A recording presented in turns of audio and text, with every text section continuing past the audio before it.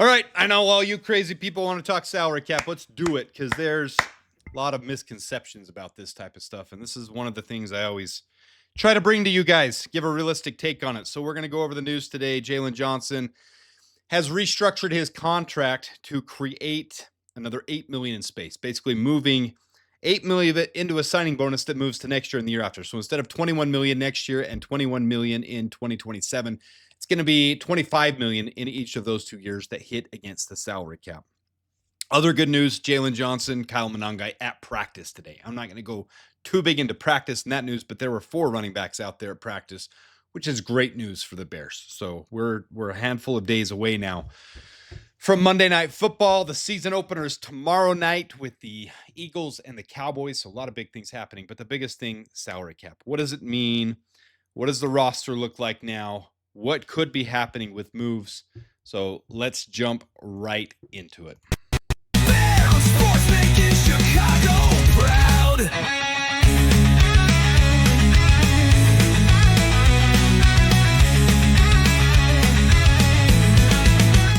All right, appreciate you guys tuning in first and foremost. First of all, the practice squad, because I have not updated this completely for a while. I'm not going to go deep into these players, but here's your practice squad changes that have happened. Luke Elkin, Mekhi Gardner were both cut. We also had some official, injured list cuts, including Ian Wheeler and Bill Murray, which, kind of makes me sad. I like both those guys, but they're both gone officially. Carl Jones was cut from the roster and then made it to the practice squad. So Carl Jones is officially on the practice squad, but our 3 newest guys, this is from the other day. So Nikola Kalinick is 5th tight end on the team, the 2nd on the practice squad. So he's new.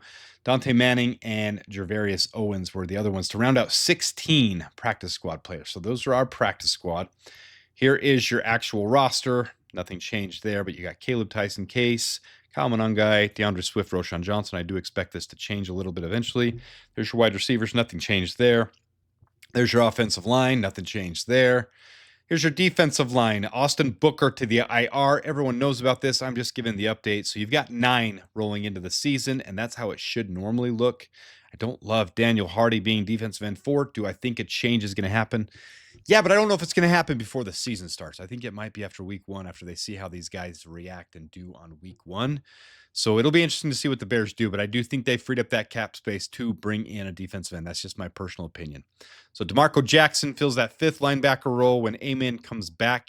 These IR guys, they're officially on the IR for the first 4 weeks. So we'll see after our bye week, which is week 5, who's reactivated, who's going to be on the roster. There will be some changes. So we'll do a video then, but there will be some changes.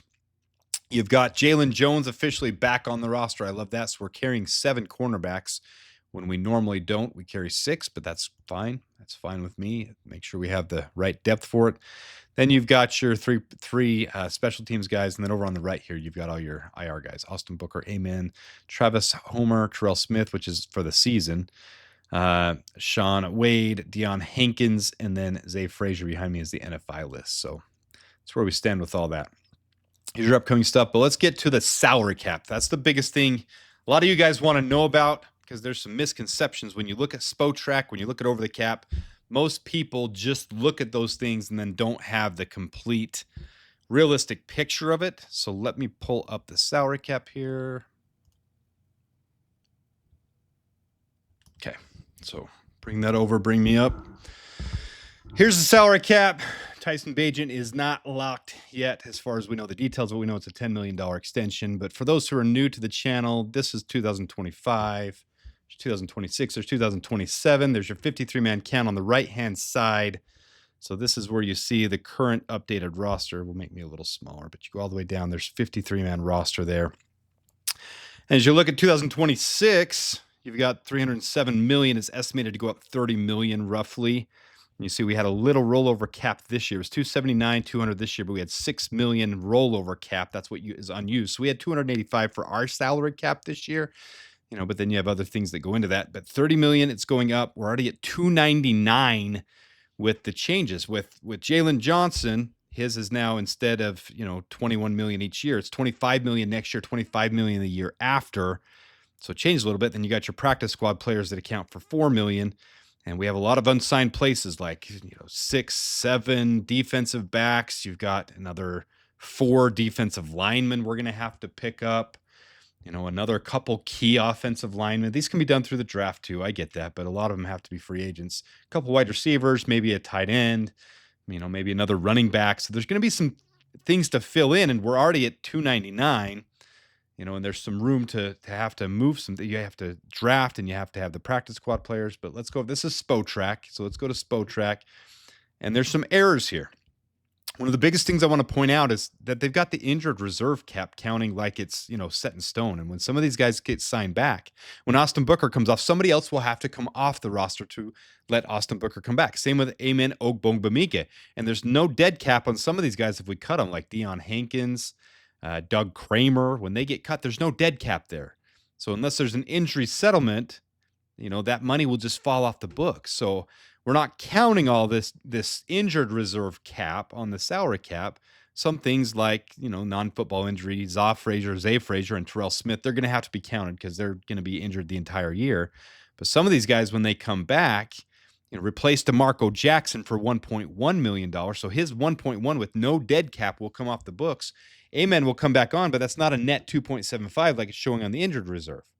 And then as you look down here at the practice squad, I want to point out a lot of these are duplicates. Look at J.P. Richardson on there twice, Javarius Owens, Dante Manning, Jonathan Ford, Britton Brown. All of them are basically duplicates on the practice squad. And if you look at them, it's an average of about 250,000 per player. Times that by 16, that's $4 million in cap. So if you roll down here, that's why I put $4 million right here. So there's $4 million in practice squad pool. It's the same. It goes up a little bit. So, but at where it's at, that 250 each times 16 will be $4 million. Then you got your dead money, and you got Velus Jones counted in here twice, Devin Dukes. This is why you can't trust. Just go to Spotrac and say, okay, Spotrac, it says we're at $6 million cap space. Practice squad cap is 2.6 million over. Dead cap is $1 million over. And then they're counting all this injured reserve like that's set in stone. And that's not how it's going to work out. That's not what it's going to look like in the end. So right now, realistically, without the injured reserve cap, we're sitting at 18 million. The dead cap at 5.5, practice squad at 4. We're sitting at 18 million when you add all that stuff up. And then some of those will count against it. When Travis Homer comes back, will somebody else come off, or will Deion Hankins come back or be cut? Terrell Smith will count all year. Zay Frazier will count all year. So take that 1.7 million off. What are we sitting at? 16.3. Say Amen comes back and we cut Deion Hankins, or what's his name?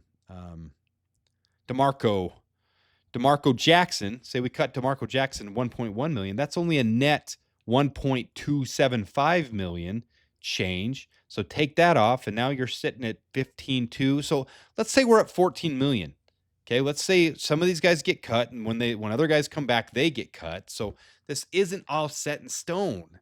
You have to have room to put guys on the IR, but you also don't have to account that we're having $15 million place for a $15 million player. So if we're sitting here at $14 million, take me off of here for a minute. So we're sitting here at $14 million. I guess I'm fine to be on there. Anyways, I get a little sidetracked sometimes with this. You guys see that. It's not like we can't sign a player for $7, $8, $9 million and still handle this out. This was not a move where you had to do it to be able to make the roster flow. We had what were we using up? $7 million of injured reserve cap of the $10 million we had left. We made $8 more million in space. No, we didn't have to make that move unless we were going to sign someone. So I truly believe the Bears move that are off looking screen. to sign someone. Got my big mug up here now. Here's the biggest thing to remember with the cap. It's flexible. They can do other contracts. They can do a couple other players. DJ Moore, Cole Kmet. They could flex some of these other contracts out. By flex, I mean restructure some of them out. But they wouldn't have done that with Jaylon Johnson unless they were really planning to sign someone. So I do believe the Bears are planning a move here. Is it going to be a monster move? I don't know. But there's plenty of cap space there. Your football injured list, your IR, is not set in stone. Some of these guys can get cut. Some of these guys can be waived. That can go away. So there's flexible room there. There was already $10 million in cap space, enough to float those IR players, and the ones you're not going to bring back, you're going to cut, or you're going to cut someone else to put them on.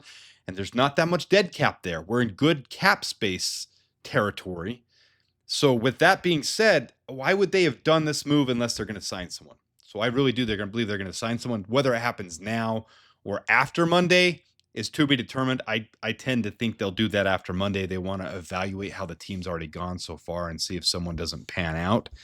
In my opinion, that's what I think is going to happen. But leave your comments down below. Let me know what you guys think. Now that you understand the cap a little bit more, now that you see there is some flexible Gumby room there's some putty that can be played with.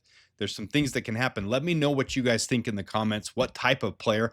Isaiah Foskey, $2 million, wasn't necessary to restructure the cap this way. Zadarius Smith at $10 million would be necessary. Is it somewhere in between that range? Not sure. Let me know who you guys like.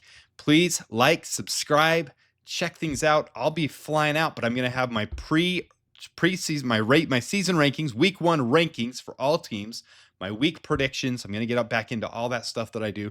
So I appreciate you guys tuning in. Until next time, Dub Bears, bear down.